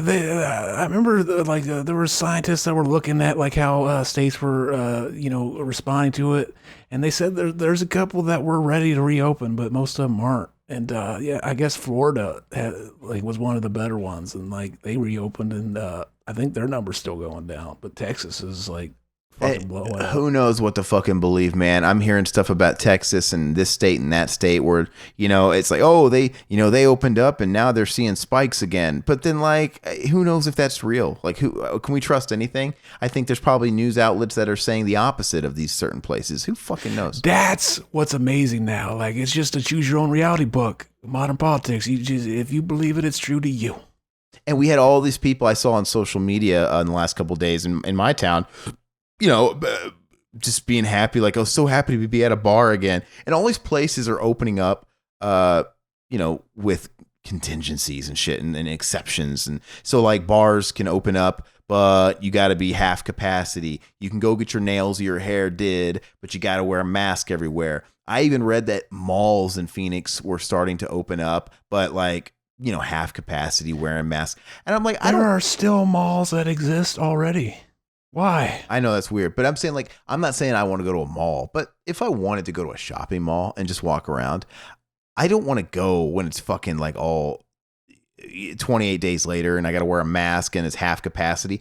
I want things to go back to normal. I'll go out and I'll go somewhere when it's normal again. I don't want to fucking do all this bullshit. I've been doing all my groceries like curbside. I haven't actually went to a physical store in a month. Like the first month I was going in and stuff. And it was before it got like serious, like before they were like shuffling people into the stores and shuffling them out. And not everybody was wearing masks, but I went in and I wore a mask. I acquired a mask and I was buying a big thing of like pasta sauce, man. And because this fucking mask was blocking my peripheral vision, if it's a fucking nuisance to wear, man. I went to fog up my glasses. Yeah, and they do that too. And I went to go grab a sauce from like a lower shelf, and because of my peripheral was blocked because this mask, I couldn't actually see my hand in vision, like going to grab for it. So I like fucking picked it up and dropped it, and sauce exploded all over the aisle, and it went all over me. And I was wearing a white t-shirt and khaki shorts. I'm like, oh, this is embarrassing. And I walked around like a fucking mess, man. So I hate those fucking and I haven't shaved in 2 months. So the mask is like not even fitting on me anymore. See, your beta is fucking washing off right before our eyes. Yeah, exactly. But anyway, I think if we do get a little bit of a break per se, buy up your toilet paper now. I'm not gonna be wearing no tinfoil hats or anything, but just in case the shit does hit the fan, like again in a couple of months, if I find toilet paper in the wild or they start stocking certain things, I'm gonna maybe buy some more meat to freeze. I'm just going to be prepared just in case. I mean, this is shit I can use if it doesn't, right? Are you pissing? All right, I'm going to wait for him to be done pissing. Gonna have to wait a little longer. I filled up the cup. You filled up a cup. Hey, on the Fanatic commentary, Will and Matt's excellent podcast. This is Will Lowry speaking. He says, good news. I finished my last exam today, and I'm officially done with college. Congrats. He says, no way was Corona going to stop me from finishing my final year.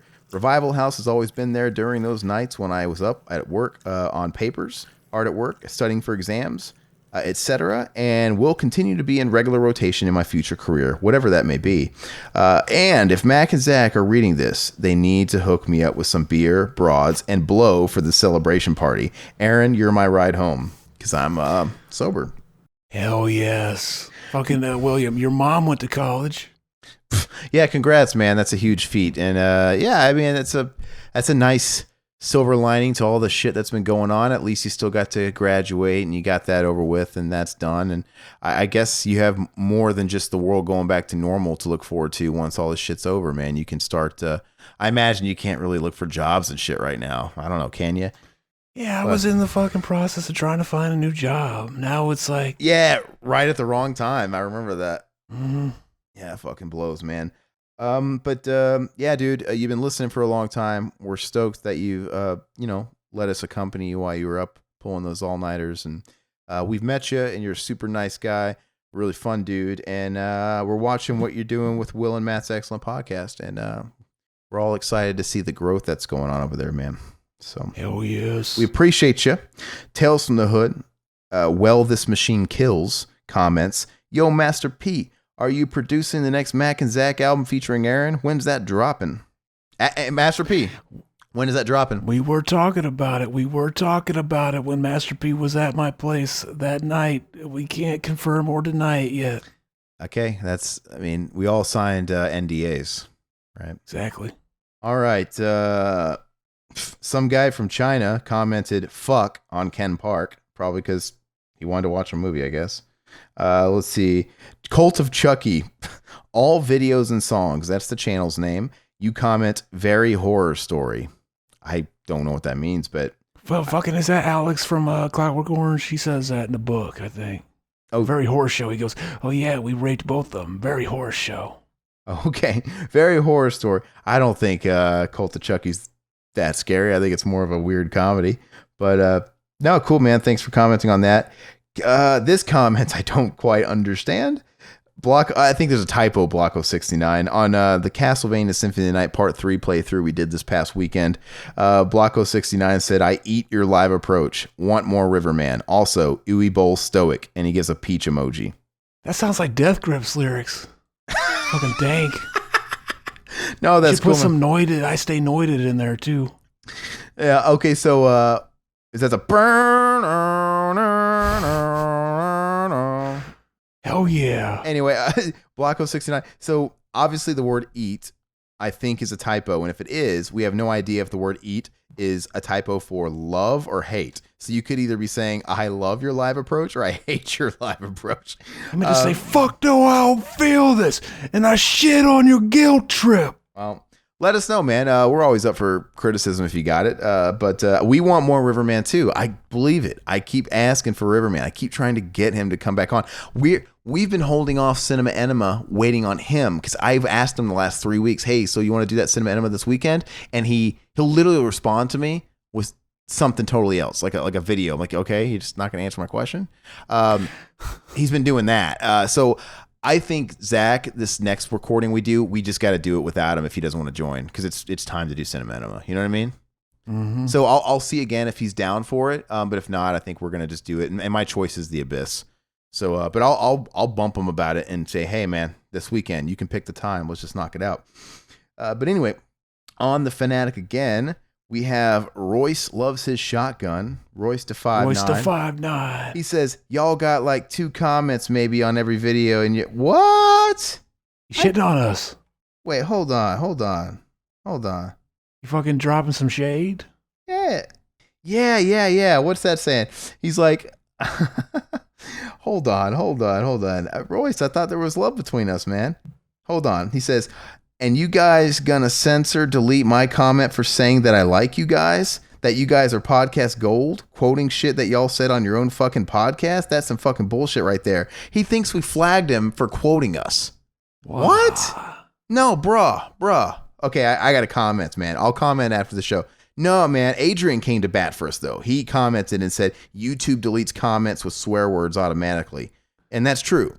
Bro. It might have fucking got flagged as spam again. We probably got to approve it or disapprove. Why does it do that? It's not. Maybe it did. I'll have to look. Yeah, man. You can always see them on the browser. If you're listening to this episode, man, dude, we even read your comment on the air about you saying podcast gold. Remember? Yeah, I wonder why I would have done it. I mean, so know. we read your comment on the air, so we didn't delete it.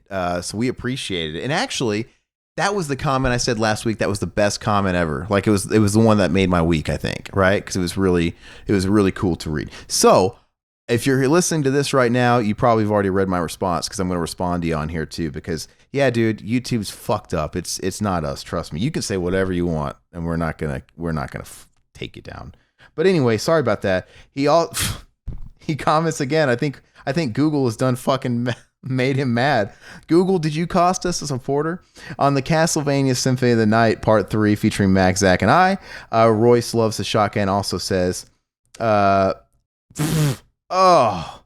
says, y'all shit is weak. To quote your own Zach, you're a bunch of fucking betas. You have an entertainment and fucking suck at fan support.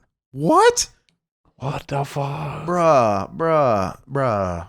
No, what? We read your comments on the podcast. How could you say that? Give us the benefit of the doubt. Like that it wasn't us that took it down. Wouldn't it be fucked up if YouTube does like throw us under the bus and it gives them an alert? Yeah, they've removed your fucking comment. It was them. Like that's the it wasn't us. It says likely spam, and there's some that look like spam. Garbage video. The fucking the fucking guy that said garbage video and that was wearing the fucking face paint got fucking removed. Yeah, There's one from William Lowry. They don't always do it right away because I'm telling you, bro, I read your podcast gold comment on last week's episode. It was there. So, yeah, I don't know. I'm going to address it in the comments, man. Hopefully you read that stuff. And yeah, man, fucking Google's a fucked up fucking bitch, I tell you. But yeah, forgive it and let's move forward, man. Pink Flamingo's commentary. Adrian Mendoza says, Aaron, you ask about Divine and what she is. He's a drag queen or drag performer. There is an interesting documentary on Divine. His actual name is Glenn Milstead. It's on Netflix, and the documentary is called I Am Divine. I recommend it. I recommend checking out more John Waters films. Check out Polyester, Crybaby, and Hairspray. Those films are his most mainstream. I've seen like bits. Yeah, I know it's mainstream because Crybaby, that's the one they always play on like TBS. Like back in the day, like they're not gonna play Pink Flamingos on fucking TBS. I watched My Name is Divine. Good times. Oh, you did watch it? Also on The Fanatic, Adrian Mendoza, we're going to close out with your comment. He says, the Sawa exploitation continues. He says, this was an unexpected delight. I had recently listened to past commentaries on Final Destination and Idle Hands. I loved how excited and giddy Zach was in those commentaries. Zach truly has a man crush on Devin Sawa. I need to watch Fanatic. You need to, man. It's a fun, bad movie. I kind of felt bad. Like, I called it retarded the whole time. Like, genuinely, I kind of feel bad for fucking Travolta's character throughout the whole movie. Yeah. Anyway, guys, thanks so much for the comments, man. Royce, hopefully, we thank you for listening, man. Don't fucking fault us too bad for Google's bullshit. But yeah. Anyway, what else we got coming out? Hopefully, we'll do Cinema Anima next week. That's the plan. Is there something coming out Mac and Zach way? We'll see. I gave them an episode to check out, and did you check it out yet? Oh fuck! Well, you know what? I got a lot of work to do tomorrow. I'll listen to it. Just maybe I'll try and remember it. I'll put it on my calendar because I might forget. But I'll listen to it tomorrow. Is it in the? It's on our channel, just blocked or whatever. Hell yeah. Okay, I'll listen to it tomorrow. So Zach's basically saying, hey, Mac and I should give the approval to see if it's shit or not. Hopefully it's good enough. It's one of those things, though, I bet, where we always think it's shit. And then, if somebody else listens to it, it's not as bad as we built it up in our own mind. So hopefully that'll be coming soon. I'll listen to it tomorrow because the sooner I do that, if it's good, the sooner you guys get to hear it. Other than that, if you guys are on YouTube, make sure you guys are, if it's your first time here, make sure you're liking the video first and foremost. I hear if you like a video the first 24 hours, that really helps with the old algorithms and the push. I don't know, but hopefully you guys are liking it anyway. Subscribe to the channel, hit the notification bell, share us with anybody and everybody you think would enjoy our content, and follow links below those videos. That'll take you over to where we're at on podcast networks. We're on Apple Podcasts, we're on Google Play, Stitcher, and Spotify. Leave us 5-star ratings over there if you feel so inclined, and follow us over there too, man. So go on a fucking jog and listen to us. More convenient that way. What else? You got anything you want to say, Zach? Oh, if you guys want to support us, we have a Patreon. Follow the links below, and you can kind of check out what we got going on over there. We're always accepting feedback. I know we launched a Patreon in the worst possible time, like as soon as the pandemic started. It was terrible. But if you have any feedback of stuff that you want out of a Patreon, and extra shit we can give you, let us know because we're new to it, right? We're whatever. And another way to support us is we're on Teespring. There's links below of everything else too, where you guys can pick up a shirt from one of our designs, one of our podcasts. We got a whole bunch of shit over there.